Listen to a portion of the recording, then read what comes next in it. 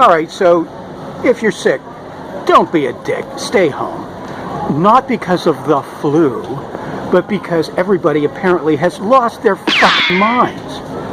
It's the goddamn flu, Chatsworth. We've been through this before. Anyway, if you're fine, but you're quarantined at home and bored out of your mind and looking for a way to have some fun, come to a Walmart or your neighborhood grocery store where sound carries. You just sort of look towards the ceiling and you go, and then you run. Run away! Run away!